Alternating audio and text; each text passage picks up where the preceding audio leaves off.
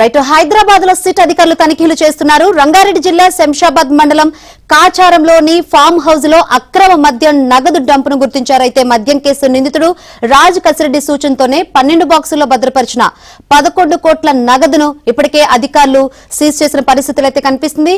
మరిన్ని వివరాలు అందించేందుకు మా ప్రతినిధి మణికంఠ లైవ్ ద్వారా సిద్ధంగా ఉన్నారు. మణికంఠ, ఏపీ సిట్ అధికారులు అయితే గుర్తించారు. సుమారుగా 11 కోట్ల రూపాయలను 12 బాక్సుల్లో నిల్వ చేసినట్లుగా కూడా ఏపీ సిట్ అధికారులు అయితే గుర్తించారు. ప్రస్తుతం ఆ డబ్బును అంతటినీ కూడా సిట్ అధికారులు అయితే స్వాధీనం చేసుకున్నారు. అయితే ఈ కేసులో ప్రధాన నిందితుడిగా ఉన్న రాజ్ కసిరెడ్డి ఆదేశాల మేరకే ఇక్కడ డబ్బు ఉంచామని కూడా, ఈ డబ్బు అంతా కూడా 2023 జూలైలో ఇక్కడికి తీసుకువచ్చి ఈ డబ్బుని ఇక్కడ నిల్వ చేసినట్లుగా కూడా వరుణ్ అయితే ఏపీ సిట్ అధికారులకు అయితే తెలిపాడు. ప్రస్తుతం పూర్తిగా ఈ డబ్బును కూడా సిట్ అధికారులు అయితే సీజ్ చేసిన పరిస్థితి కూడా కనబడుతుంది. ఇప్పటి వరకు ఈ కేసుకు సంబంధించి పూర్తిగా 12 మందిని అయితే అరెస్ట్ చేశారు.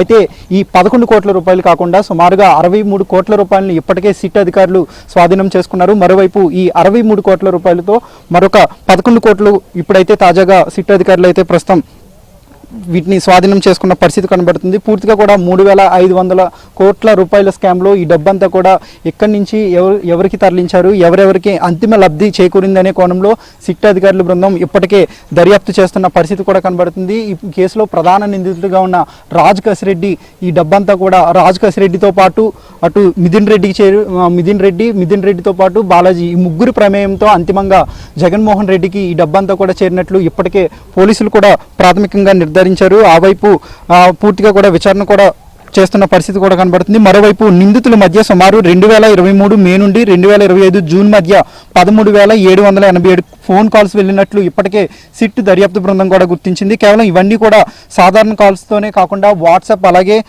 సిగ్నల్ యాప్స్ ద్వారా ఎక్కువ సార్లు కాల్స్ మాట్లాడినట్లుగా కూడా మనకి స్పష్టంగా తెలుస్తుంది. అయితే సాధారణ కాల్స్ అయితే ఈ స్కామ్కి సంబంధించి మొత్తం పూర్తి వివరాలు కూడా ముందు రోజుల్లో ఏదైనా బయటకు తెలిసే అవకాశం ఉండడంతో పక్కాగా ఆ వాట్సాప్ని అయితే వీళ్ళు వాట్సాప్ కాల్స్లో ఎప్పుడు ఎక్కడి నుంచి డబ్బులు సేకరించాలి, ఆ సేకరించిన డబ్బు అంతా కూడా ఏ ప్రాంతాలకి తరలించాలని ముందుగానే వీళ్ళంతా స్కెచ్ చేసుకున్నట్లుగా కూడా తెలిసింది.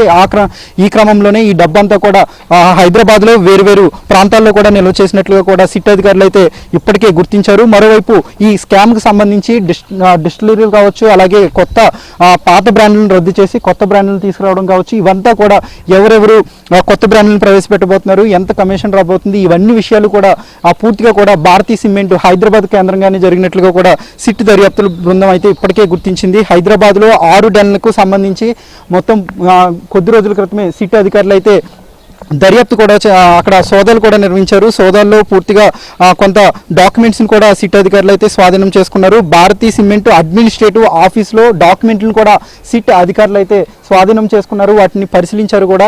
అయితే ఈ మొత్తం వ్యవహారానికి సంబంధించి డిస్టిలరీ కావచ్చు, లేదంటే కంపెనీలు కావచ్చు, ఈ మద్యం ముడుపులు చెల్లింపులు, అలాగే ఎంత మొత్తంలో ఈ డబ్బు వస్తుంది, అలాగే ఎక్కడెక్కడికి ఈ డబ్బు అంతా కూడా హవాలా రూపంలో తరలించాలనేది కూడా పూర్తిగా హైదరాబాద్ కేంద్రంగానే సాగినట్లుగా కూడా సిట్ దర్యాప్తు అధికారులు అయితే ఇప్పటికే తేల్చారు. మరోవైపు ఈ కేసులో ప్రధానంగా గోవిందప్ప, బాలాజీ కూడా ఉన్నట్లుగా చెప్పుకోవచ్చు. వీళ్ళ పాత్ర కూడా ఏఫ్ఐ విజయసాయి రెడ్డి, అలాగే భారతీయ సిమెంట్ డైరెక్టర్ భారతీరెడ్డి, ఆర్థిక వ్యవహారాలు చూసే గోవిందప్పకు ఈ డబ్బంతా కూడా బాలాజీకి చేరింది. ఆ బాలాజీ నుంచి ఈ డబ్బంతా కూడా జగన్మోహన్ రెడ్డికి చేరినట్లుగా కూడా సిట్ అధికారులు అయితే పూర్తిగా నిర్ధారణకు వచ్చారు.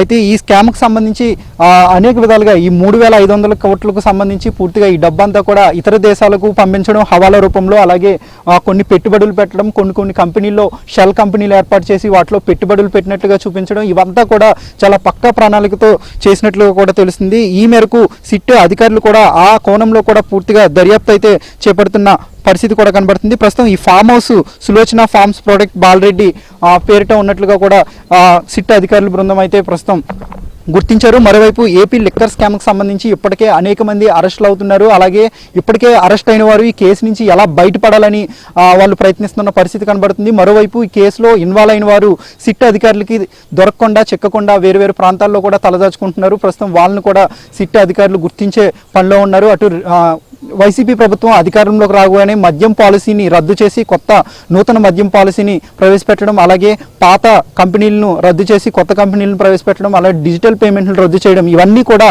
ఒక పక్క ప్రణాళికతోనే జరిగినట్లుగా కూడా తెలిసింది. ప్రతి నెల 50 నుంచి 60 కోట్ల రూపాయలు డబ్బు కమిషన్ల రూపంలో తీసుకోవడం, ఈ డబ్బంతా కూడా తాడేపల్లి ప్యాలెస్కు చేరినట్లుగా సిట్ దర్యాప్తు బృందం ఇప్పటికే గుర్తించింది. సుమారుగా ఈ 5 ఏళ్లలో 3,500 కోట్ల రూపాయలు పైగా మొత్తం ఈ లిక్కర్ స్కామ్లో లబ్ధి పొందినట్లు ఇప్పటికే సిట్ అధికారులు అయితే గుర్తించారు. ఈ డబ్బంతా కూడా అంతిమంగా ఎవరికి చేరింది, అలాగే ఈ డబ్బుని ఎక్కడెక్కడ పెట్టుబడి పెట్టారు, అలాగే ఎవరి ప్రమేయంతో మొత్తం పూర్తిగా ఈ వ్యవహారం నడిచిందనే పనిలో అసలు సూత్రధారి ఎవరు అనే కోణంలో సిట్ అధికారులు అయితే దర్యాప్తు చేస్తున్న పరిస్థితి కనబడుతుంది. వీడియో జర్నలిస్ట్ రవితో మణికంఠ, ఏబిఎన్ ఆంధ్రజ్యోతి, హైదరాబాద్.